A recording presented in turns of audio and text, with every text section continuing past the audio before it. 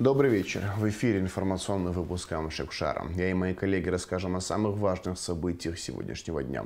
Коротко о темах в сегодняшнем выпуске. 6 марта исполнилось бы 95 лет писателю и поэту Фазилю Искандеру. В Росдраме прошел юбилейный вечер. Министерство просвещения Абхазии и Всероссийский детский центр «Артек» заключили меморандум о сотрудничестве.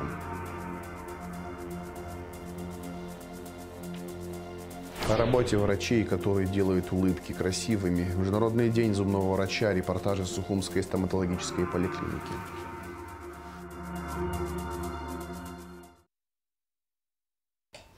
«6 марта родился писатель, поэт и мыслитель Фазиль Искандер. Его произведения любят за неповторимый юмор, иронию, лирику и философский подтекст. Фазиль Абдулович удостоен государственных наград России и Абхазии. Он награжден множеством престижных зарубежных и отечественных премий, в том числе государственными премиями СССР, несколькими степенями ордена за заслуги перед Отечеством. Книги писателя переведены на языки разных народов мира. По его произведениям снято несколько фильмов. Фазиль Абдулович Искандер родился 6 марта 1929 года в городе Сухум. Его мама была абхазской, отец – потомком богатых персов. Фазиль – третий младший ребенок в семье. Когда ему было 9 лет, отказавшегося от гражданства СССР отца выслали в Иран. Старшего Искандера после выписки из страны никто из членов семьи больше не видел. В конце 40-х годов Фазиль безуспешно пытался навести о нем справки через МИД, а в 1956 году он получил письмо из Ирана с сообщением о смерти отца. Мать писателя была малограмотной, но мудрой и строгой женщиной. Она работала продавцом.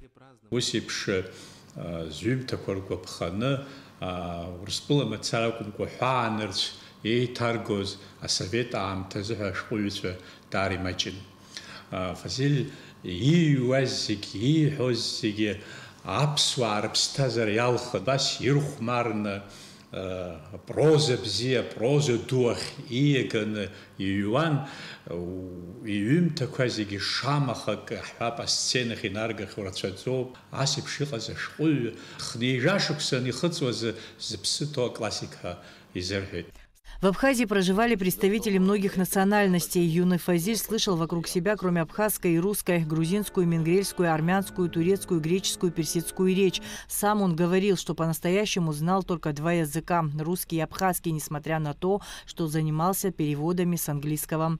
В детстве Фазиль много читал. Школу он окончил с золотой медалью и хотел поступить на философский факультет МГУ. Став уже писателем, он написал об этом в автобиографическом рассказе «Начало». Через пару лет обучения в вузе Искандер понял, что хочет стать писателем, и перешел в литературный институт имени Горького. В студенческие годы он начал писать стихи. Стажировался в газетах «Брянский комсомолец», «Курская правда». В 1957 году Искандер стал членом Союза советских писателей, публиковался во всесоюзных изданиях. Через 2 года он познакомился с приехавшей на отдых в Сухум студенткой Московского института народного хозяйства Антониной Хлебниковой. Летом 1961 года она стала женой Искандера, и новая семья переехала в Москву. В 1963 году у супругов появилась на свет дочь Марина. И только через 20 лет после нее родился сын Александр. Любое произведение Искандера кинематографично. Вобрал все наше абхазское и земное в себе и преподнес его всему миру. И они уже четко, картинно, они уже все восприняли эти произведения. В течение 60-х годов Искандер выпустил несколько сборников, после чего сконцентрировался на прозе. Это было самое продуктивное время его писательской карьеры. Большую популярность получили сборники его рассказов «Детство Чика» и «Запретный плод». Отдельно стоит упомянуть повесть «Созвездие Козлатура», которая принесла Искандеру всесоюзную известность. Со свойственным ему иронией писатель рассказывает о нововведении в сельском хозяйстве Абхазии – разведения козлатуров. Задача искусства вечная. Одна – это при помощи того искусства, которым, скажем, занимаюсь я, искусство слова, передать людям свои мысли, свои наблюдения, свой опыт. И есть, конечно, так сказать, и некая сверхзадача у меня, во всяком случае. Это взбодрить немножко своего читателя, сделать так, чтобы в мире было меньше унылости. Несмотря на то, что Искандер писал только на русском языке, абхазский хлещет из произведений Искандера, говорит Вячеслав Блоти. Фазиль Искандер пишет по-абхазски, на русском языке. Вот, на русском языке, потому что вот ты читаешь, и вот прямо абхазский язык хлещет из него. Вот абхазская природа, абхазский язык хлещет из его произведений. В течение 1980 года Искандер потерял 3 близких человек. Один за другим умерли его сестра, брат и 79-летняя мать. Свою горечь и душевные страдания писатель не выражал внешне, а выплеснул на странице пронзительного рассказа утраты. В годы перестройки Фазиль Искандер вернулся к активной писательской и общественной деятельности. В 1986 году вышло 2 его сборника «Один день Большого дома» и «Праздник. Ожидание праздника». А в 1989 году был полностью издан роман «Сандро из Чегема». Я хотел бы быть его режиссером, потому что мне очень он близок, очень близок. И вот у меня в характере тоже, вот я герой Фазиля Искандера, городской герой Фазиля Искандера, я себя так считаю. Когда вот Колчарук я сценарий сделал, ну я принес на Мосфильм, они прочитали, сказали, ну они не поняли юмор. Они не поняли. Я говорю, дайте, я говорю, сделать эту картину. Ну, естественно, я понес Фазилю домой. И я оставил им. И вот он прочитал и звонит мне.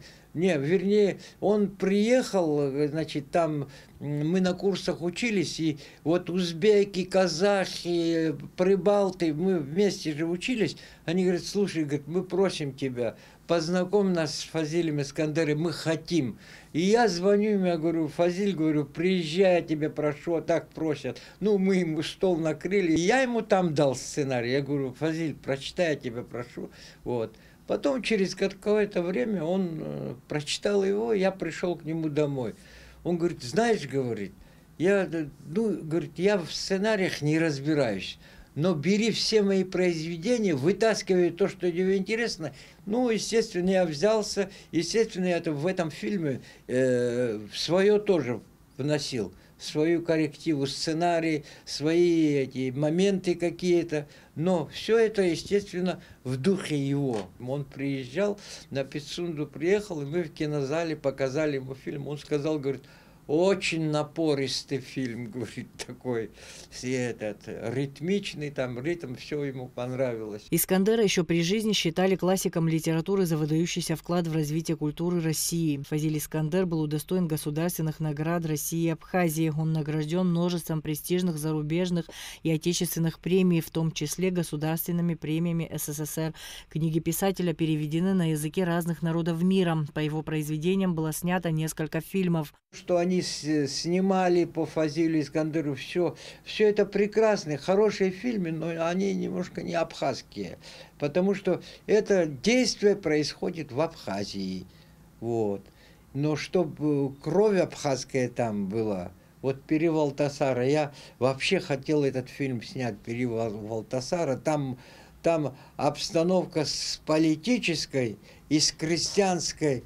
Вот, крестьянское это попадает в эту обстановку, как они себя ведут, какие характеры свои показывают, вот этого нету. Какое произведение Искандера близко вам по духу? А все произведения, все, мул старого Хабуга. Вот у него, кстати, есть еще один рассказ «Страх», вот последний рассказ его «Страх».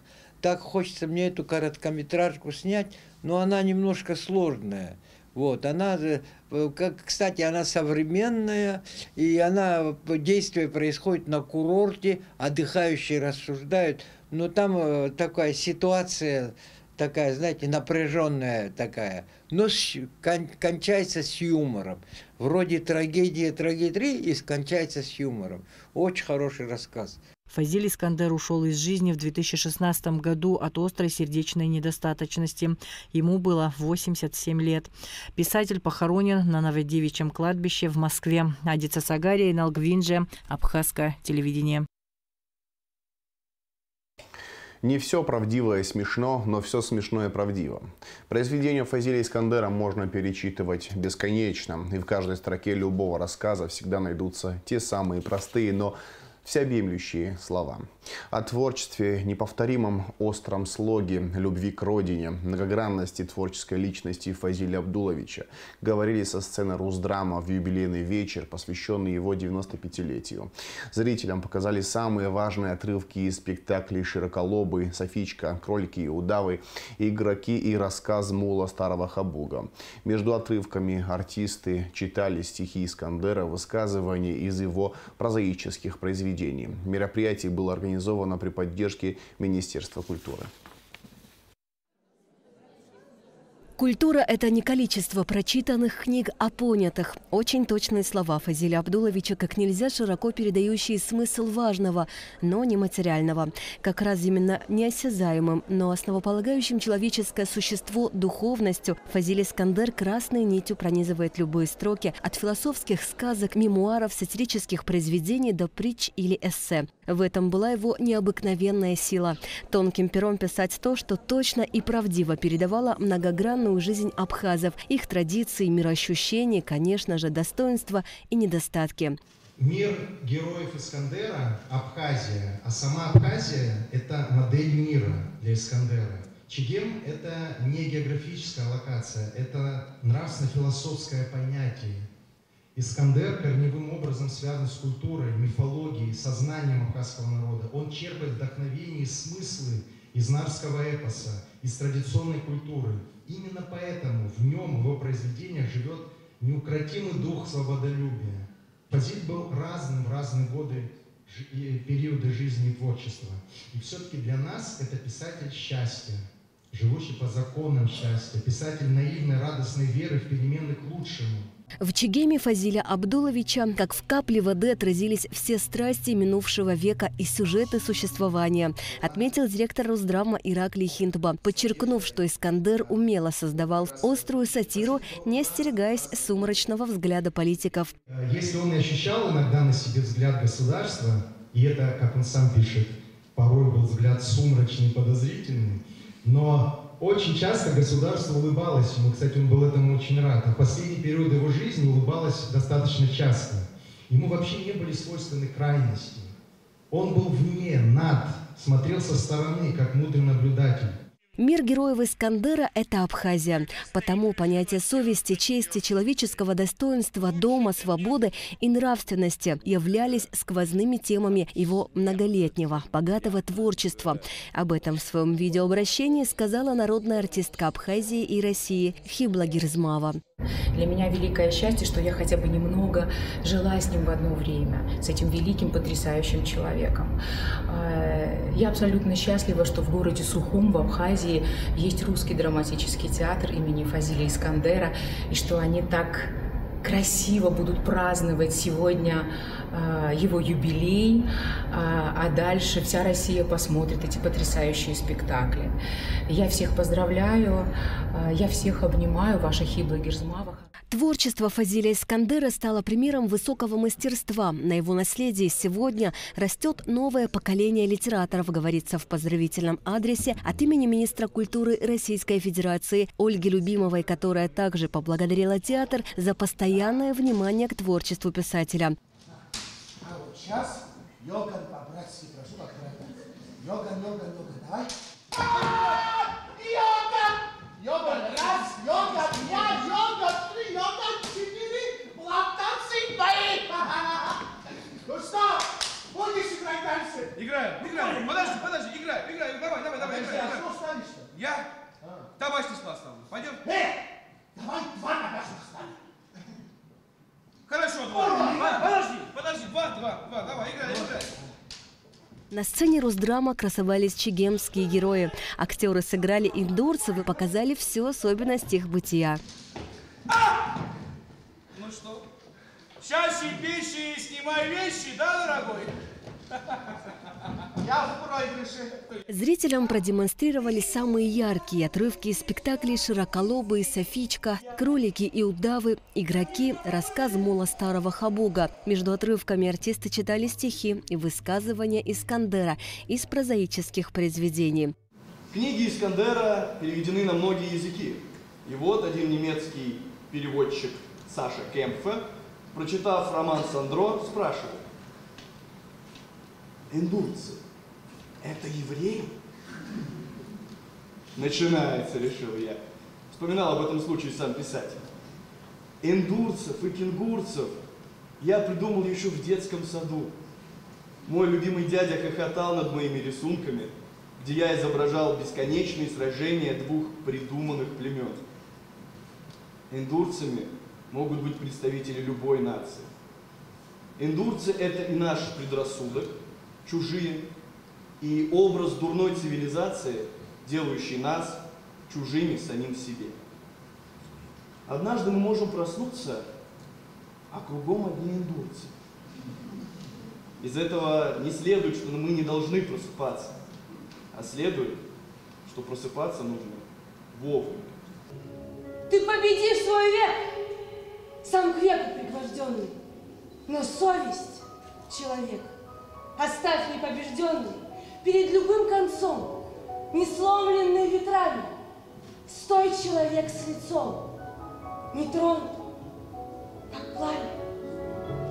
Юбилейные годы Искандера в Росдраме отметят широко. 8 апреля «Софичку» покажут в Москве. Затем театральная труппа примет участие в вечере памяти Искандера, организованного при поддержке московской абхазской диаспоры. Осенью в Абхазию приедут студенты Щепкинского театрального училища и в рамках лаборатории Сандро покажут постановку по произведению Фазиля Абдуловича. И это далеко не все.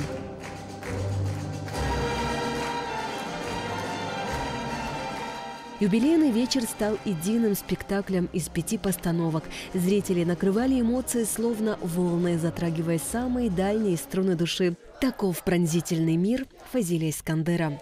Асида Малья, Инал Гвинджия, Абхазское телевидение.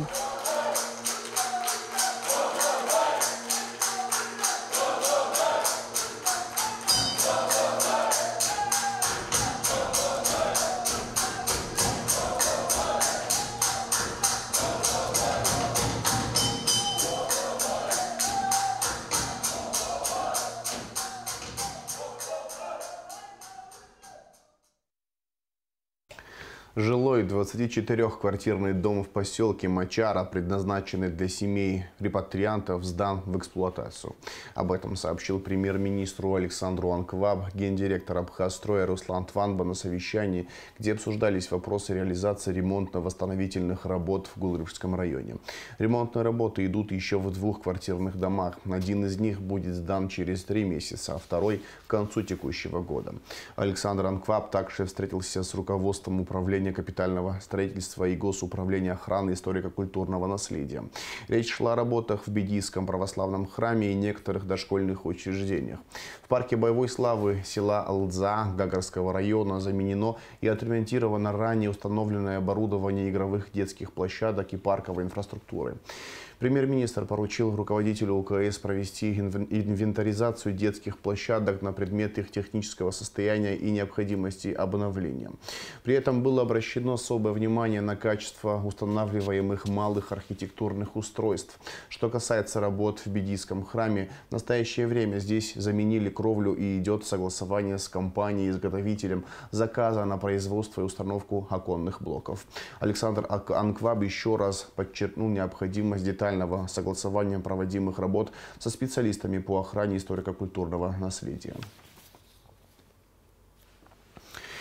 Министерство просвещения Абхазии и Всероссийский детский центр «Артек» заключили меморандум о сотрудничестве. Подписание документа прошло в Сочи на площадке Всемирного фестиваля молодежи. Свои подписи под меморандумом поставили директор Всероссийского детского центра «Артек» Константин Федоренко и министр просвещения Республики Абхазия Инал Габлия. В рамках меморандума стороны объединят усилия по организации международного сотрудничества в сфере образования. Среди планируемых мероприятий совместная разработка и реализация образовательных программ, инновационная деятельность, проведение международных образовательных, научно-исследовательских и научно-технических проектов и многое другое. Уполномоченный по правам ребенка в Абхазии Мактина Джинджоли сделала обращение в связи с высоким уровнем угрозы вовлечения детей в опасные для жизни и здоровья онлайн-ресурсы. Детский омбудсмен призывает родителей не игнорировать признаков того, что ребенок нуждается в поддержке и помощи. В целях профилактики и недопущения беды Мактина Джинджоли обращает внимание на необходимость слушать ребенка и следить за его интересами. Он может шутить или прямо говорить на тему смерти или суицида. Может с восхищением рассказывать про какую-то онлайн-игру с заданиями различного характера. Мактина Джинджоли призывает родителей объяснять ребенку, что и как устроено в интернете, побуждать его делиться своими впечатлениями, спрашивать совета. Далее в нашем выпуске оперативная съемка МВД. В Гагарском районе выявлено 2 факта незаконного хранения наркотических средств. Детали в следующем материале. В ходе усиленных рейдовых мероприятий на посту ГАИ «Холодная речка», проводимых с целью обеспечения правопорядка в Гагарском районе, сотрудниками УУР МВД совместно с уголовным розыском отдела милиции поселка Цандрипш Гагарского управления внутренних дел выявлены факты незаконного приобретения, хранения и перевозки наркотических средств. Сильнодействующий наркотик мефедрон в крупном размере изъят у жителя города Сухум 2003 года рождения Пшкач Абдалы Хайчамовича. Запрещенное вещество задержанный хранил при себе без цели сбыта. Расследование в рамках уголовного дела, возбужденного в отношении гражданина Пшкач по признакам состава преступления, предусмотренного частью 2 статьей 223 Уголовного кодекса Республики, проводит следственное дело УВД по Гагарскому району. Суд Гагарского района не удовлетворил ходатайство следователя об избрании подозреваемому меры пресечения в виде заключения под стражу. Последний помещен под домашний арест. Также в результате рейдовых мероприятий был задержан житель города Гагра 1981 года рождения Кантария Георгий Александрович. При личном досмотре у мужчины изъят медицинский шприц с подготовленным для инъекции веществом, как впоследствии установлено экспертами, наркотическим средством метадон. На момент задержания гражданин Кантарий сам пребывал под воздействием аналогичного наркотика. Георгий Кантарий отпущен под подписку о невыезде. Последнему вменяется преступление, предусмотренное частью 1 статьей 223 Уголовного кодекса Республики Абхазия. Расследование проводит отдел дознания Гагарского РУВД. Вчера в нашем эфире в информации по делу о хищении средств Национального онкологического центра была допущена оговорка, а именно озвучена некорректная сумма, в хищении которой подозреваются главврач Лев Аргун, заведующая дневным стационаром Нелли Лагвилава, старшая медсестра Лариса Пепескири и главный бухгалтер Антон Пархоменко.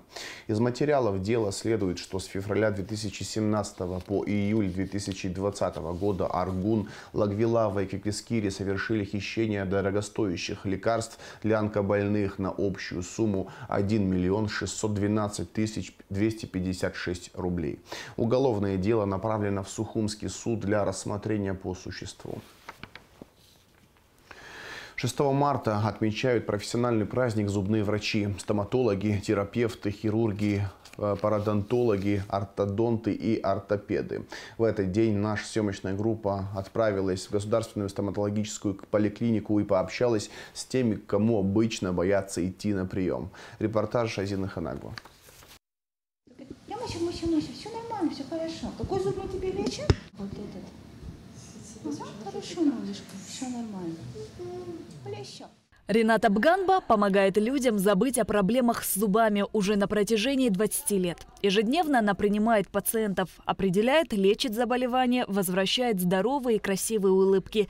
О том, что точно станет стоматологом, Рената Зауровна знала еще с детства, хотя сама побаивалась зубных врачей. Я на самом деле не жалею, я очень люблю свою работу. В течение дня я могу, наверное, человек 5-6, 7 бывает. Вот. Ну, у меня обычно по записи, но если с острой болью, мы всегда помогаем людям. Я понимаю, что не все боятся нашу профессию, боятся стоматологов, но не бойтесь, Мы на самом деле не такие злые и вредные люди. К Ринате Бганба приходят лечить зубы уже 2 поколения – родители и их дети.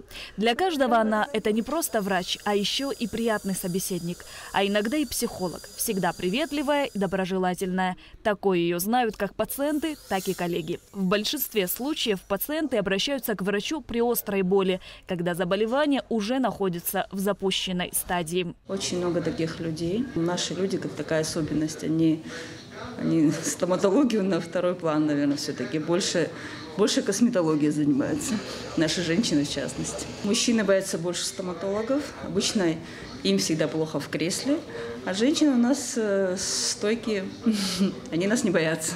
Боязнь зубных врачей – проблема с глубокими корнями, но стремительно теряющая актуальность. Ведь сегодняшний уровень стоматологии может обеспечить пациенту максимальный комфорт. Современные технологии позволяют проводить лечение любой сложности. В Государственной стоматологической поликлинике представлен широкий спектр услуг – от профилактики до серьезных хирургических вмешательств. И каждый раз напоминают своим пациентам, что полагаться только на технический прогресс и профессионалов не стоит. Лучше обзавестись полезной привычкой – посещать дантиста 2 раза в год. Ведь здоровые зубы – это зеркало здоровья. Нукзар Амичба занимается восстановлением дефектов в зубном ряду с 1985 года. Ведь он работает стоматологом-ортопедом. Это моя любимая профессия. Так врач говорит о своей специальности. Ой, я так давно работаю, что столько не живут, наверное. В этой поликлинике работаю вообще с 79-го года. Сегодня стоматология настолько совершенна, что мы можем гордиться в отделе здравоохранения в плане стоматологии, потому как молодые специалисты, приезжающие, да и постарше, постоянно совершенствуются, берут все самое последнее, технологичное, поэтому мы стоим в ногу, без хвастовства, можем принимать на высшем уровне.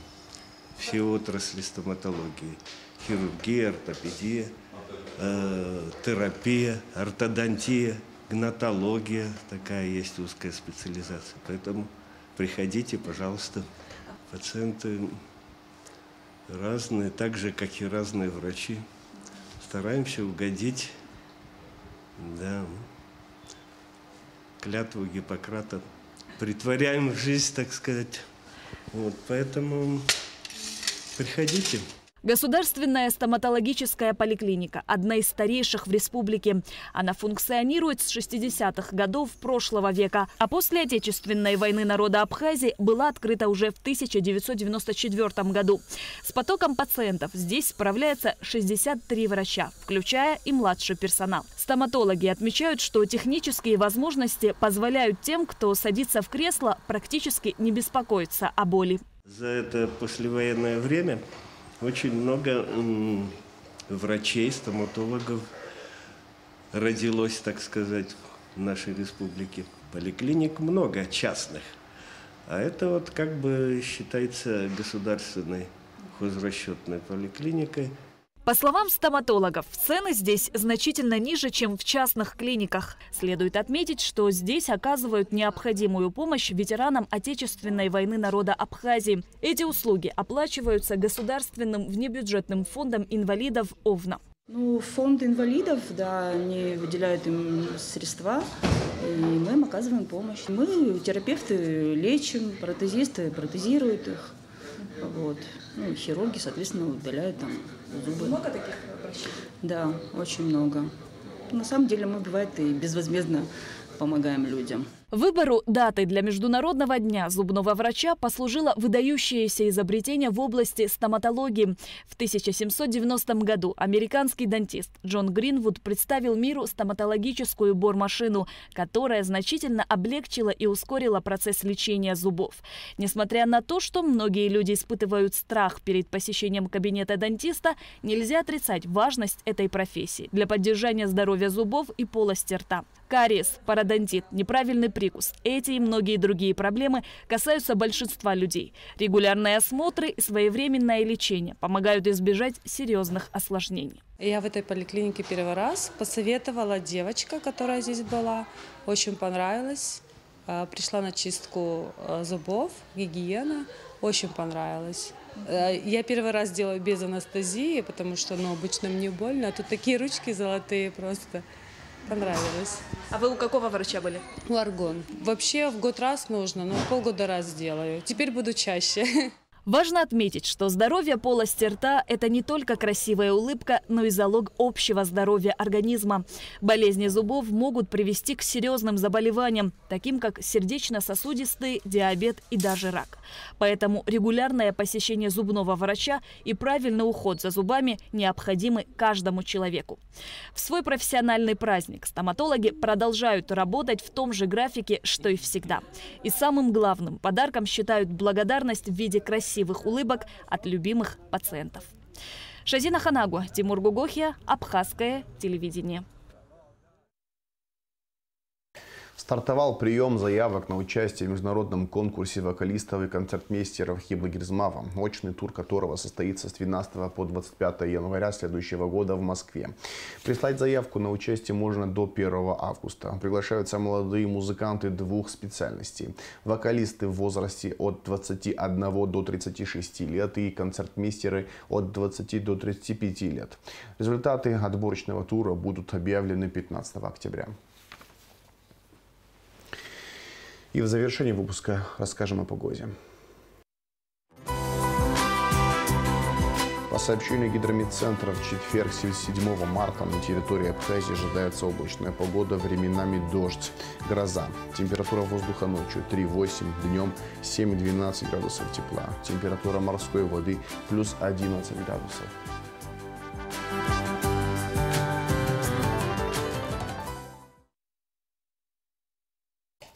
На этом информационный выпуск Амшипшара подошел к концу. Всего хорошего. До свидания.